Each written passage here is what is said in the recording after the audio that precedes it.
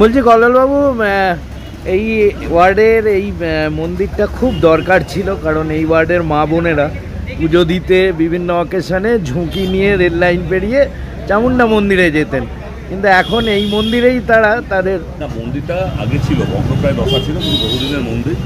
স্টেশনে ঢোকার সময় মানুষ প্রণাম করে যেত, পুজো হতো, কিন্তু রেলের আধুনিকীকরণের কাজের জন্য ওটাকে তখন ভেঙে দেওয়ার হয়। সেই সময় আমরা বলি মন্দির যেহেতু ওটা আমাদের নতুন করে ঠাকুরকে প্রতিষ্ঠা করে দিতে হবে, রেলের আইওডব্লিউ থেকে আরম্ভ করে হাইকোর্ট থেকে আরম্ভ করে সকলে সহায়তা করে। তো হিন্দু ধর্মের মন্দির থাকবে, বড় ঠাকুরের মন্দির, বজরঙ্গলির মন্দির, এটাই আমাদের কাছে আবেগ, এটাই আমাদের কাছে বেশি। রেলের কন্ট্রাক্টররা তখন কিছুটা বানিয়ে দেন, বহু মানুষ সহায়তা করেন, করে আমরা সব নিজেরা একসাথে কম বেশি করে কন্ট্রিবিউট করে আজকে এই মন্দির দাঁড়িয়েছে। প্রায় 3000 লোক ভোগ খাচ্ছে, বড় করে পুজো হয়েছে। এবার থেকে দৈনন্দিন পুজো এখানে শুরু হয়ে গেল। আর মানুষকে এখানে মানুষ ১৫ নম্বর ওয়ার্ডের মানুষ শুধু নয়, আশপাশ ওয়ার্ডের সমস্ত মানুষ পুজোর জন্য একটা নিজেদের কাছের একটা জায়গা পেল। এবং এই একই মন্দিরের 4 দেয়ালের মধ্যে যে 4 জন দেবদেবী, এবং এই 4 অকেশনেই তো এই মন্দিরে পুজো হবে। দেখো, সমস্ত অকেশনেই এখানে পুজো হবে। 33 দেবদেবতা আমাদের, আমরা পুজোটা আমরা ভক্তি করে করি। কোন ঠাকুরের পুজো বড় কথা নয়, আমরা পুজো করি ভক্তি করে। সে কাল এখানে কালী পুজো হতে পারে, দুর্গা পুজো হতে পারে, শিব দুর্গা পুজো হতে পারে। মন্দির করেছি মানুষের আবেগ ভক্তি এখানে যাতে কাছাকাছি এসে পারে, আর সেটা আমার ওয়ার্ডে বলে আমার ভালো লাগছে। এত মানুষের সমাগম এবং দৈনন্দিন পুজো চলবে, আর সকাল থেকে পুজো হয়েছে। এটা নিজেদের একটা হিন্দু ছেলে হিসেবে এর জন্য গর্ব অনুভব করছি। আর বাকি যারা সহচর এখানে রয়েছে, এটা 15 নম্বর ওয়ার্ড যুব সমাজ নাম দেওয়া আছে, ঠিক আছে? এখানে আমি বলে কেউ নেই, আমি এখানে কাউন্সিলর হিসেবে কেউ নয়। 15 নম্বর ওয়ার্ড যুব সমাজ, আমার শুধু যুব সমাজ বললে যুবক যুবতী থেকে আরম্ভ করে আমার সমস্ত মানুষেরা যারা আমায় ভালোবাসে, সকাল থেকে 500 লোকের ভিড় এখানে, শুধু ভালোবাসার টানে তারাই সব করেছে। ব্যক্তিগতভাবে এটা আমরা করেছি বলছি, আমি কিচ্ছু করিনি।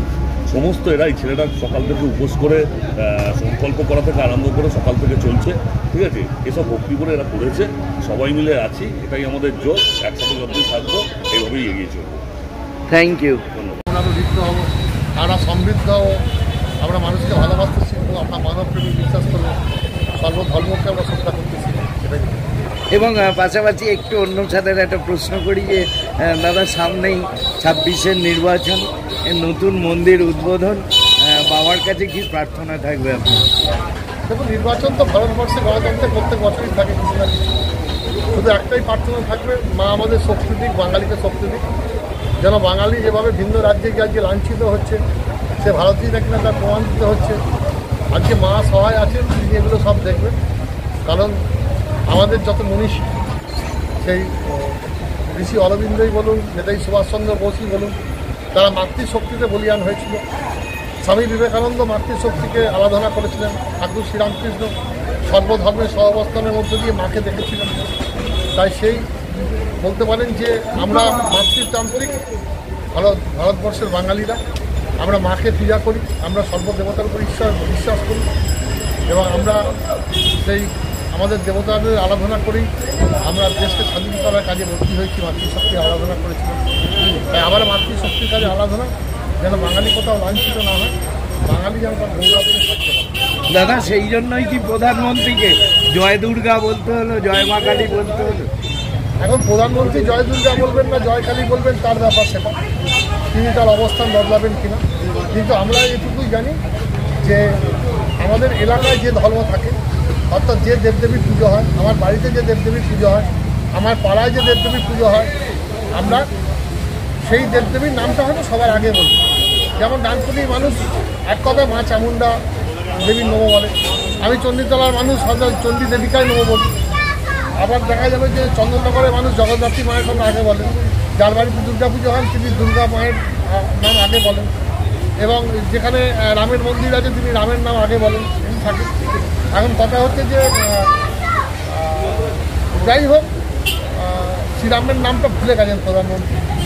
রাম নামের করিতে উনি রাম নামের ভজনা করেছিলেন।